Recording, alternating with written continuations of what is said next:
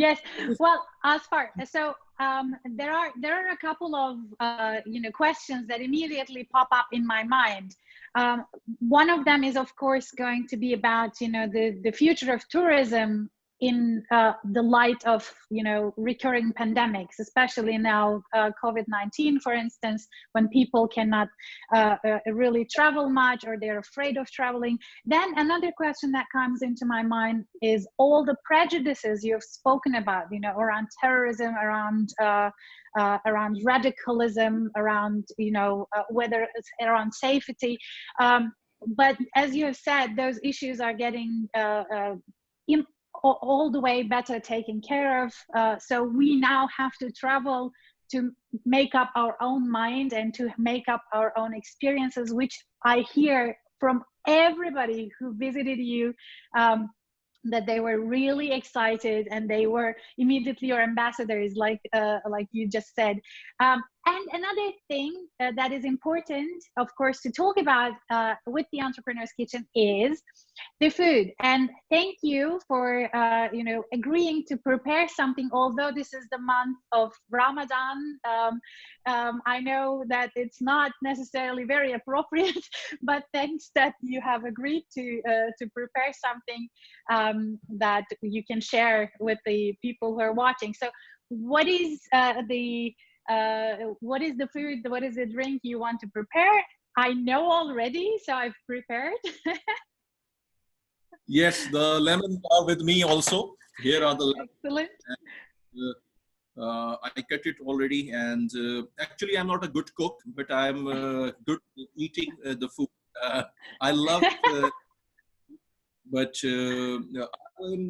these days are the hot weather in Pakistan and in the region. So one drink very common these days after the fasting time, and this is the lemon juice or lemon drink. So very simple that for example, this is one. Let me prepare. Yes, I'm taking a German beer glass to do that. You're welcome. Okay. So take 1 liter water and give me 1 second.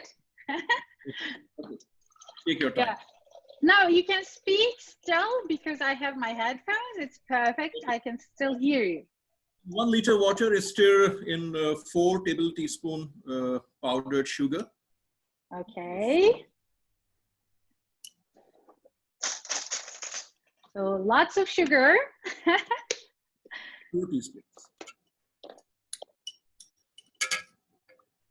Okay. This is actually before I arrange. Great.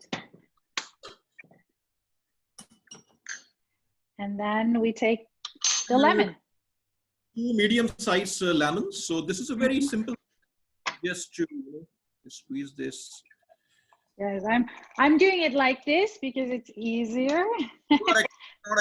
I'm only eating food. I'm famous for eating food, and so I can't make the sweet dishes, but I love sweet dishes, and I love spicy food actually. By the way. Well, I mean, the food is famous in your region. Pakistan is famous for great cuisine. Whenever you will visit Pakistan, I will arrange the best food from here, and all of you will. That is great.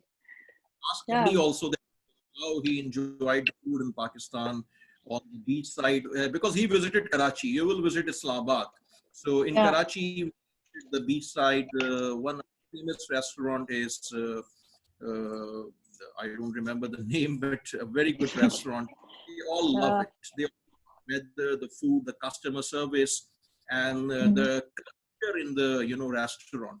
So everyone will love it. So I actually great.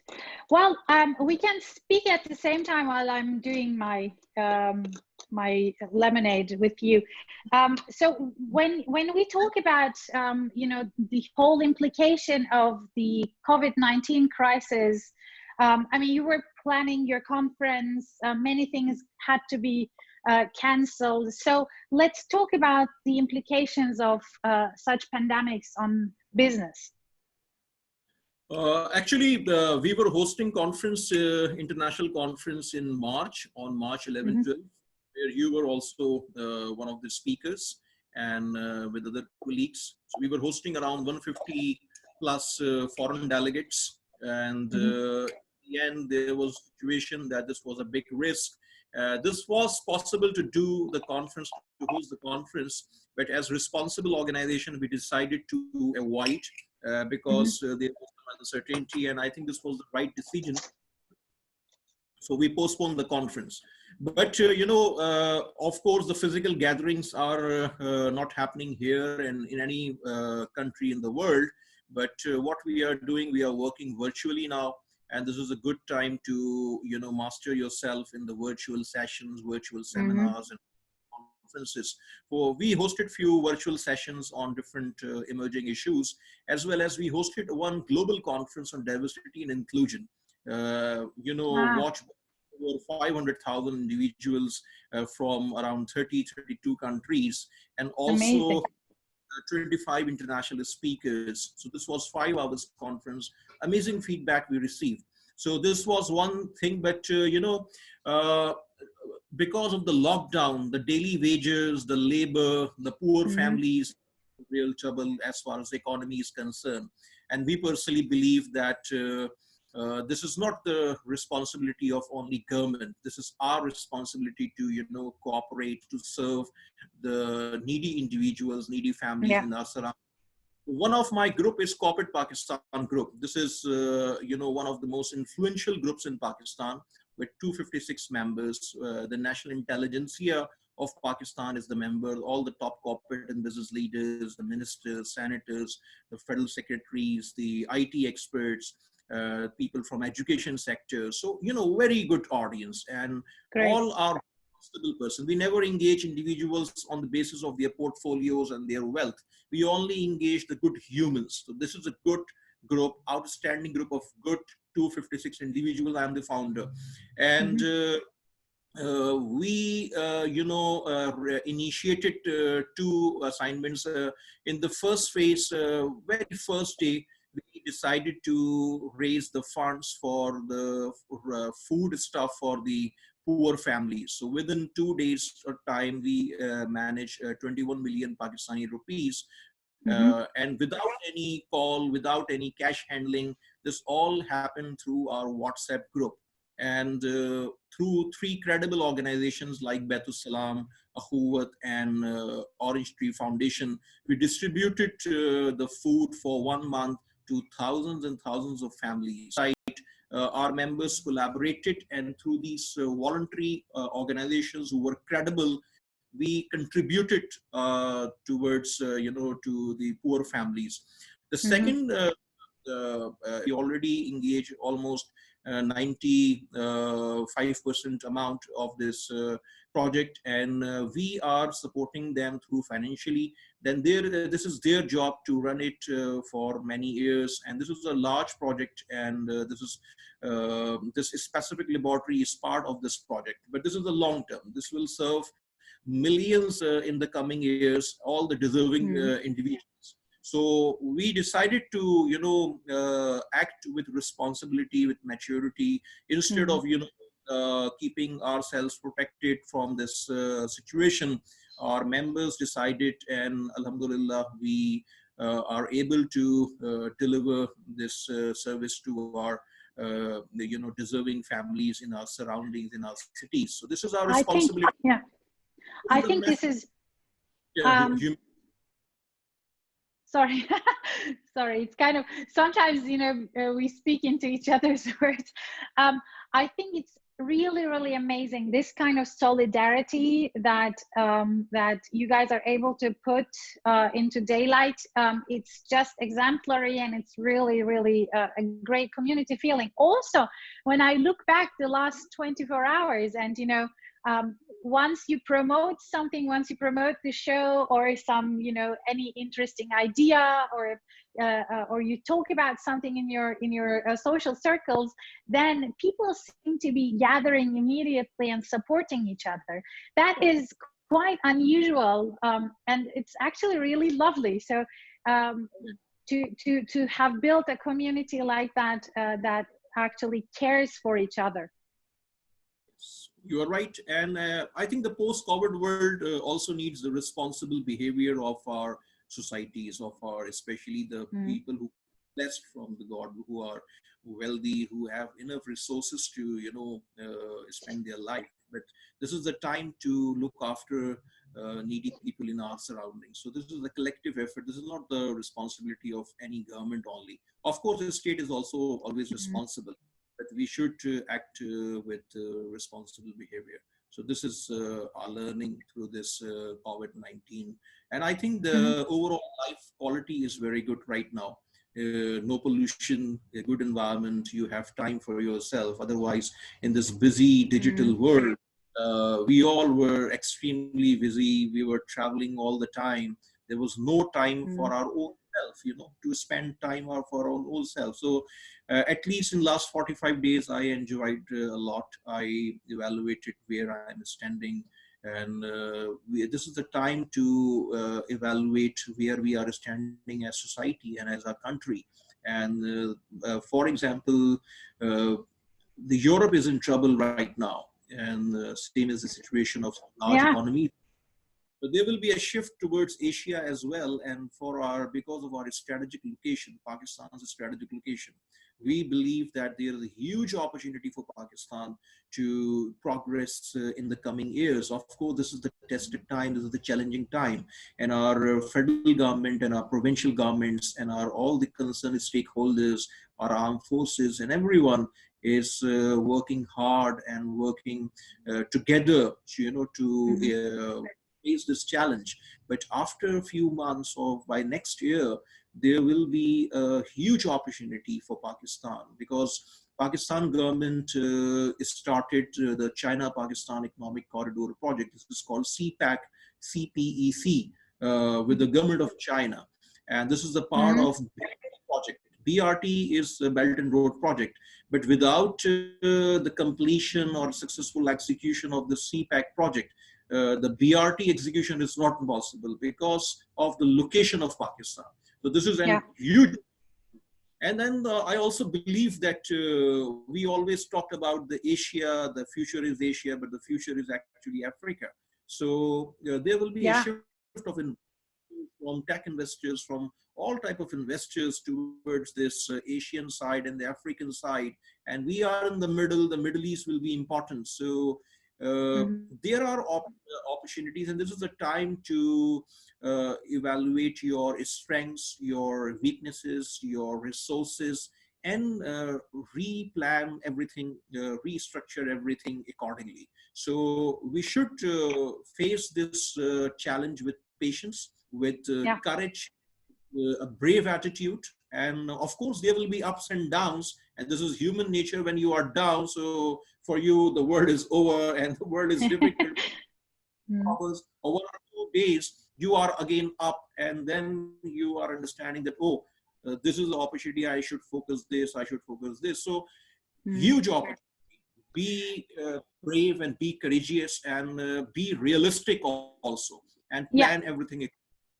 Actually, I do want to ask a question, because you spoke about shift in investments in the global scene. We will be seeing some true shifts. The continents you already mentioned, like Africa, is going to play an important role. People are already talking about all these things.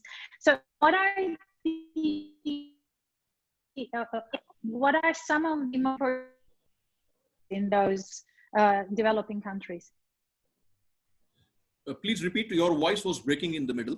Oh, I said, what are some of the opportunities of investment you can tell in those developing countries? What are the fields of investments? Digital space is huge, and our potential is huge. For example, I mentioned to you about 65-70% population, the young population, and our the youth is very, techy youth, and they are used to with the digital space. So huge opportunity to work on digital.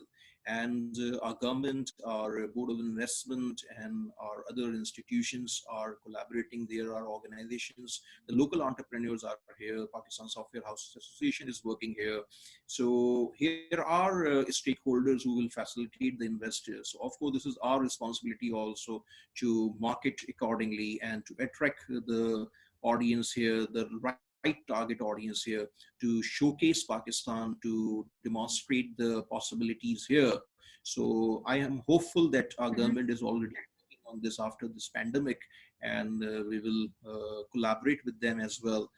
But huge opportunity for to invest in Pakistan in the field of digital.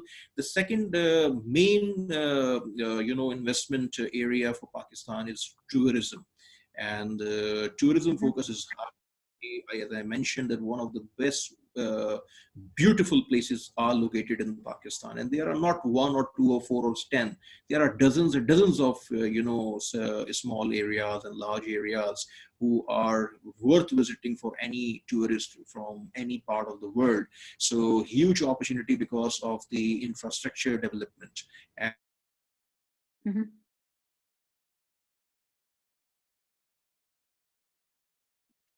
And it looks like I lost you.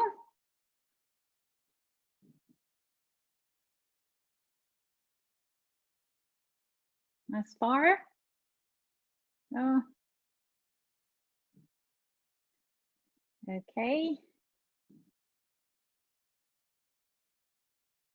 Seems like the internet connection is not very stable. Okay. Excellent. Now you are hearing me?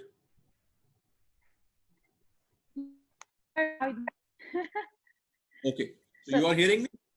You were saying, yes, now I can hear you again. You were saying that the tourism infrastructure investments will be important. The opportunity to invest in the tourism infrastructure.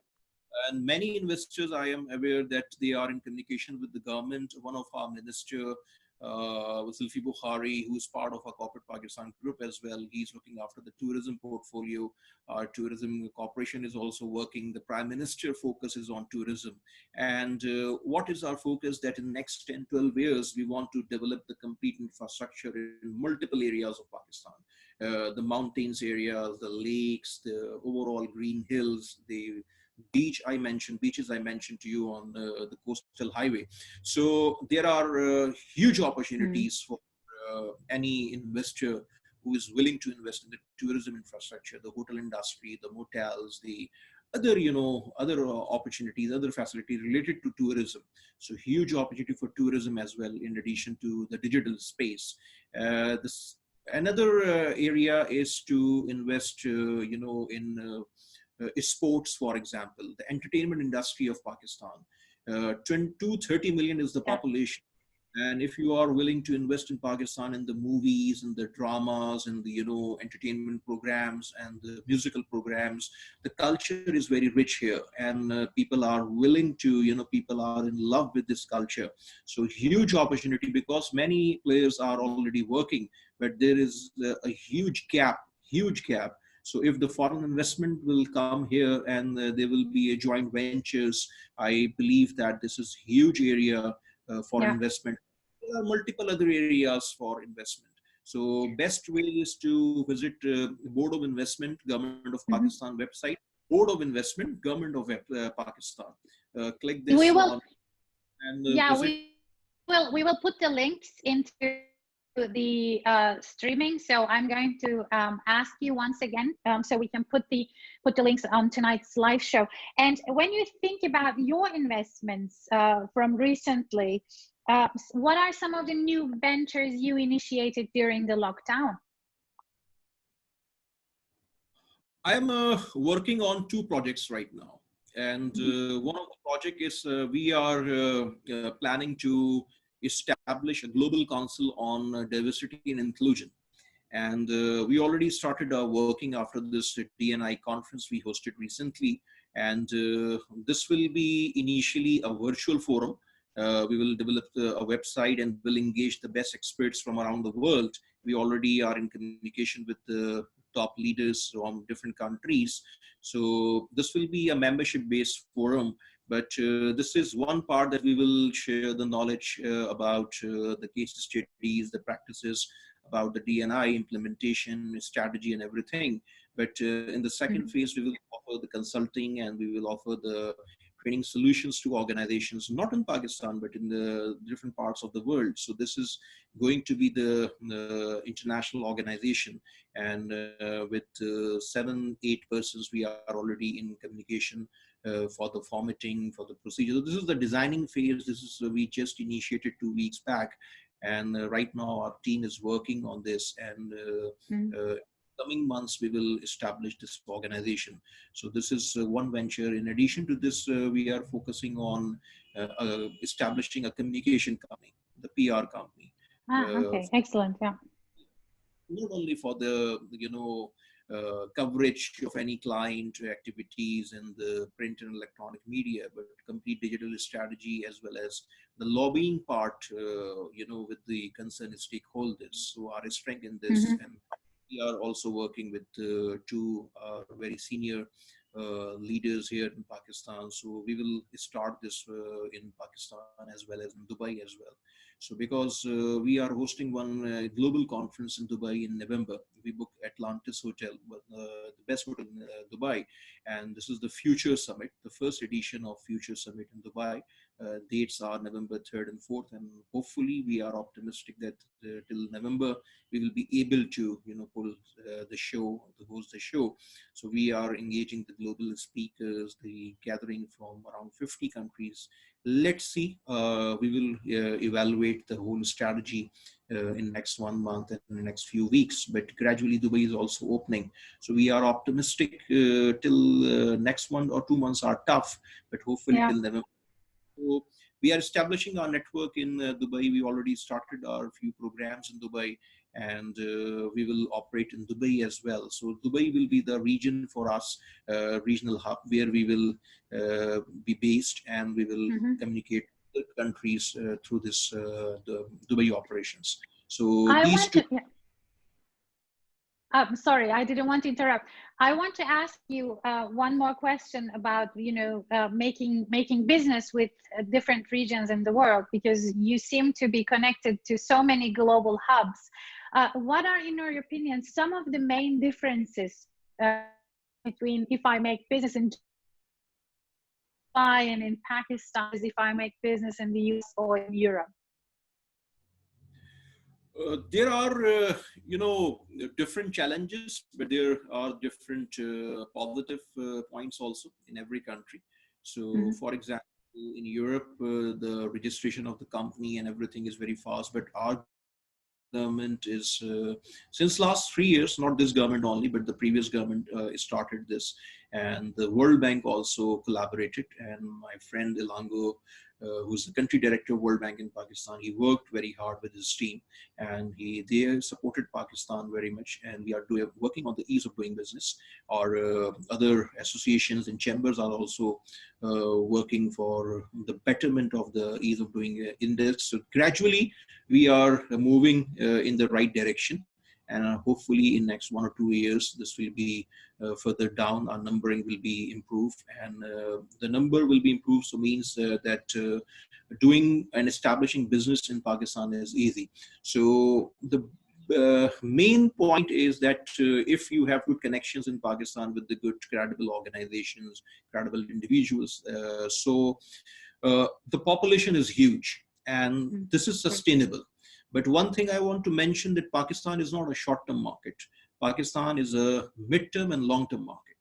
And whoever invested in Pakistan, they are happy with their investments. For example, one of our very active business chamber here is Overseas Investors Chamber of Commerce Industry.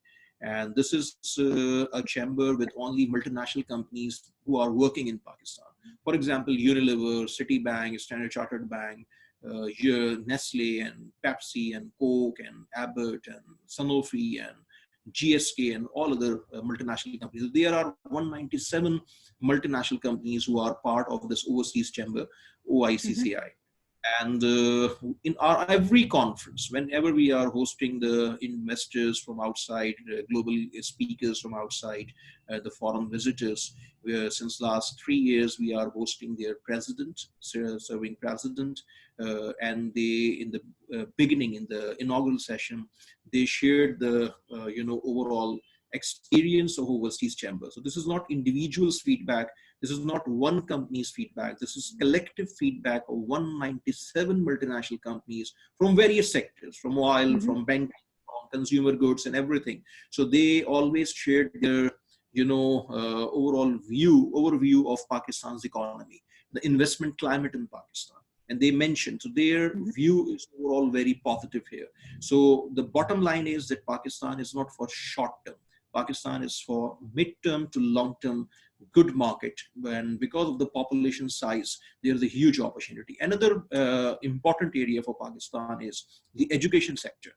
Huge opportunity again, because of the size of the population and the youth percentage in this whole population. So schools, the quality education, the quality universities, there is a need of collaborations with foreign universities, with the local universities in Pakistan, and people are willing to invest in education. People are spending, because in our part of the world, this is a problem that government is very less contributing towards the education. People are paying from their own pocket.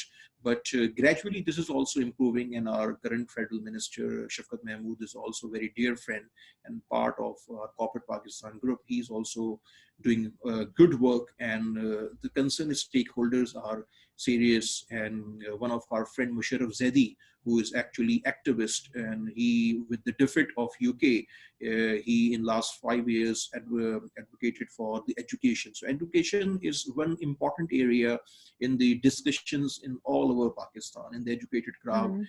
People are serious because NGOs are providing the free education to masses, to poor families and everyone.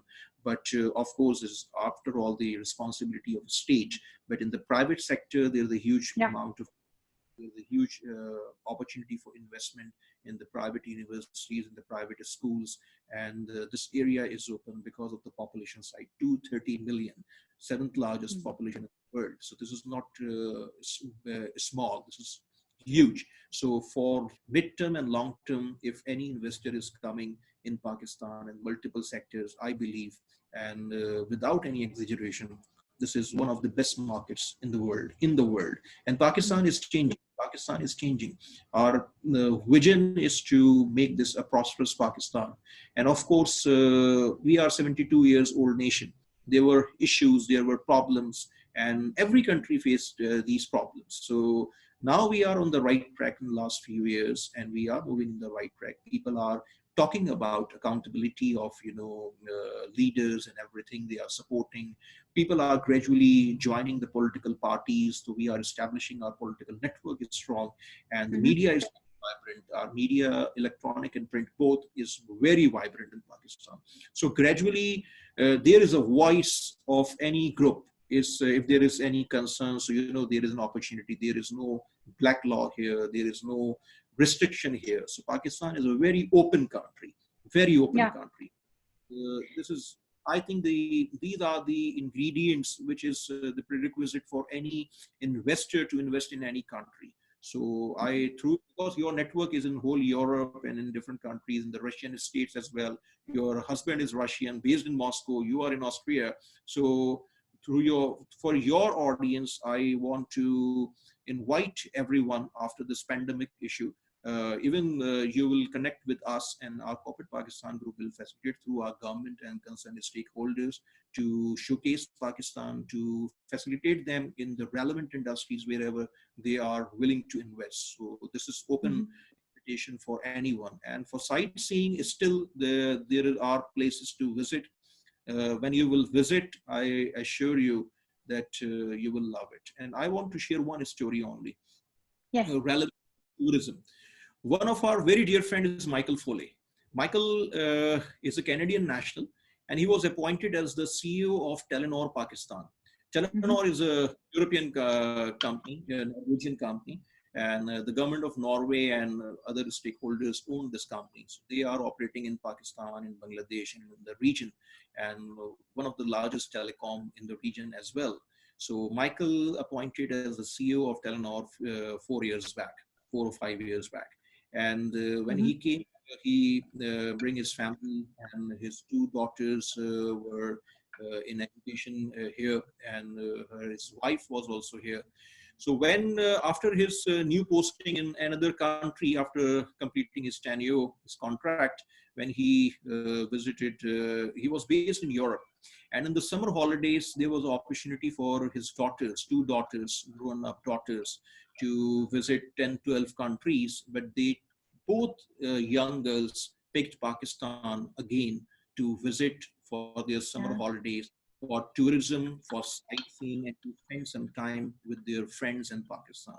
So, you know, that's amazing.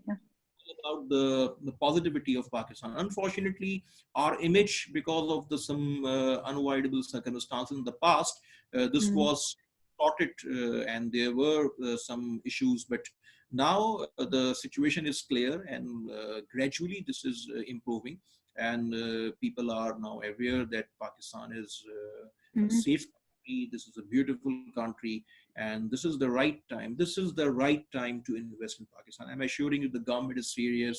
Our Prime Minister Imran Khan is very serious about investment and everything. Our forces are facilitating them. Everyone is, you know, is willing to contribute, to work together, to collaborate, to utilize this potential, to utilize, you know, huge resources already available. Everything is here. Pakistan is agriculture country. Everything is here. Our fruits are, you know, we have no issue of wheat, no issue of flour, rice, everything. The vegetables, 4 weathers are here, and everything is here. This is hardly with any countries. Very rare in the all over the world. So this is untapped market and untold story. And one of our dream project, which I'm working since last 3 years, and I restarted again. I'm working in different phases. So I'm publishing a book on Pakistan. Great. That's really great. Publishing a book, and this is a very different book that I'm engaging around 55 world leaders from various backgrounds, various industries, and they are writing for Pakistan, for their fields, their experience for Pakistan, their view for Pakistan. And we will hopefully launch this book next year, by the mid of next year. So I started this book around 3 years back, And of course, this was a tough project. This will be a global book and will be available all over. Thousands and thousands of copies will be there. And this is not a marketing book. For example, we are engaging around 10 global CEOs of multinational companies. We are engaging some top investors, some top ministers, some top think tank persons, foreign policy experts, security analysts, and also organizations like, you know, the top universities, professors also, whoever visited Pakistan, who's connected with Pakistan, who is aware about the Pakistan firsthand. So we are engaging all these persons. So this is a tough project. Some of my friends are working. This is my dream project since last 3 years. And because of other work, we are moving gradually, because by every passing time, we are believing that this is the right time after, you know, 1 year, that we will launch this book and we will showcase Pakistan. So this is— That's really great. Actually, I want to ask a question to that end. So how are you able to manage such a global network out of Pakistan? Because I'm really, really interested in that. I love my friends, and I never ever make friends on the basis of their wealth or their— I met hundreds and hundreds of individuals. I hosted a few thousand individuals in Pakistan from outside in last 15 years. But I make who are good humans as well. And I'm connected thanks to digital also. I'm, of course, not connected all the time, but whoever is my friend is my friend. and they are only one call away from me. I'm blessed. This is a special blessing of God on me that my friends from Canada to Ghana to South Africa to Russia to any country, you name it, 30, 32 countries, but they are actually my friends. And thanks to that we are in communication also. I developed very many groups with them, and we are in communication. If I need some, help or guidance, they are available for me. And if they need any guidance and help, I'm available for them. So this is unconditional relationship, and this is not no any greed and no commercial benefit in my mind or in their mind as well. So they understand me now, I understand them. So there is no rocket science of a global network. Yeah. You should be honest with your costs. Your project or any initiative should be productive for all concerned. This is the main thing. If you are willing anything only and your focus is only creating your own wealth or your own publicity or anything you want, only for yourself or your own, people. So I think this is not sustainable. But if by heart, from your heart, you are honest with others, you are willing to contribute your responsibility, your role as a responsible friend as well, honest friend as well. So I think this is the only recipe to make a global network, and gradually this is expanding. Gradually this is expanding. So I'm willing to contribute. I want peace in this world. I want to collaborate or collaboration of many countries in the world. So there are issues, but if humans like us are willing to make a difference, I believe that this is doable. This is not absolutely. I couldn't have agreed more. It's such a beautiful note, actually. Making the bridges between the societies is more important. And for example, one of my group of friends is based in Netherlands, and they are also visiting Pakistan in the coming conference. So they called me that five of them are willing to do a virtual session with our leaders. So we are planning for the next month. Doreen is my friend, Julia is my friend, then Peter is one of my friends, a few of our common friends as well. So there are 5 persons in the Netherlands, and we will engage 5 persons from Pakistan. So this will be a Netherlands-Pakistan thing. So same is my case with Russia, very good friends in Russia, thanks to my few friends who connected me with all of them. So, this is all about our will and our honesty with the cause, with others. If we are we are greedy, if we are willing to do anything for our own self only, I think this is not lasting. And of course, there is no respect of such individuals as well. If you want a real respect, you should be honest with your friends, with your communities, with your society, and overall, the biggest thing is with your country. And you should play your role, whether you are based in Africa or in Asia, whoever you are, wherever is your country. All of them, all of us should contribute for our country. So this is my passion. Yeah, my passion. absolutely. No, I think it's really super important and beautiful note to wrap up our conversation as well. So I'm going to ask you, the last thing is what is next? So we stir. This is already ready, so just mix up. Mix up, excellent. Then take a water glass and enjoy. This is good let's try. This is good for the hot weather especially, and I think very good. Sorry, I can't cook food or anything because I don't know how to cook, but at least this was the easiest thing, and this was a show's requirement. So I decided, according to the hot weather, that lemon juice is relevant, and I will drink this juice 4 glasses. This is almost 4 glasses, so I will enjoy. This is really, really great because my kids love anything that's with lemons and lemonade, sugar. This is the perfect recipe for just to enjoy right after lunchtime when we end our conversation. So as you know, Azfar, the last thing we do in this show is always to tell a joke. There is no joke in my mind. Yeah, so I'm really interested in the jokes.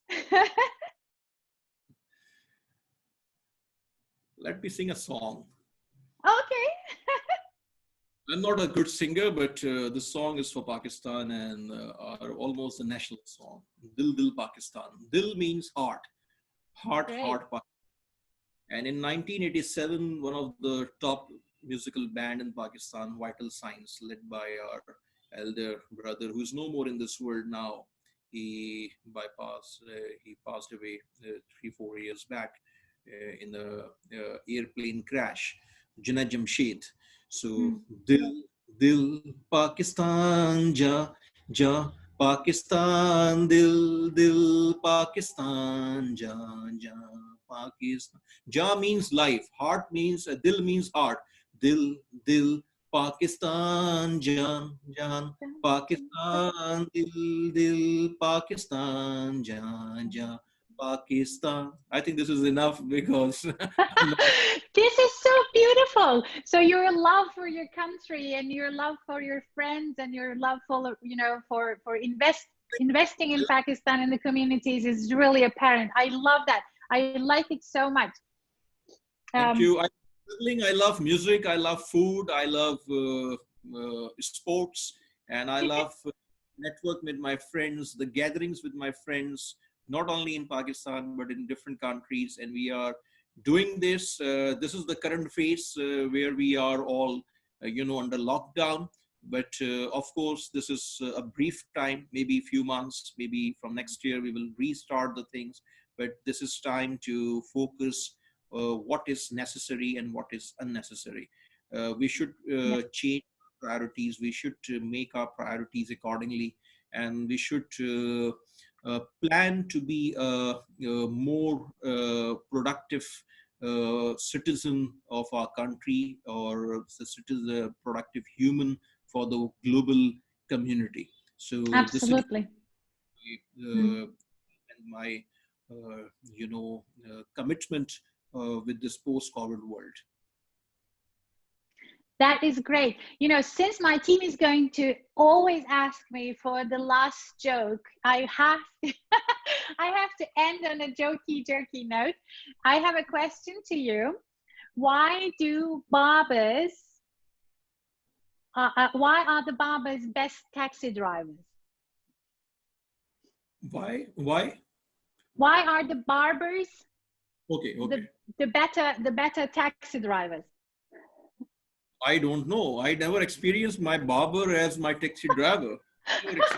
Well, it's probably not happening that often, but there is a science behind this. So please share with me that what is the science that barber is, and barber is the most important person under the lockdown.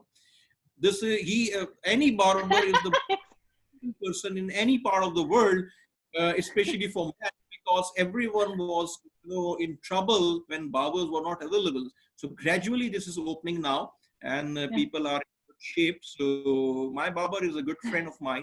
So well, so there was no issue on a single time. Again, this is called the network, the power of your network.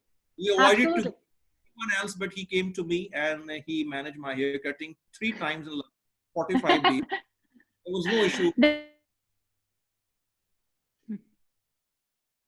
And next time when you ask him, you see him, you can ask him, if you were to become a taxi driver, you would be a great one because you know all the shortcuts. Time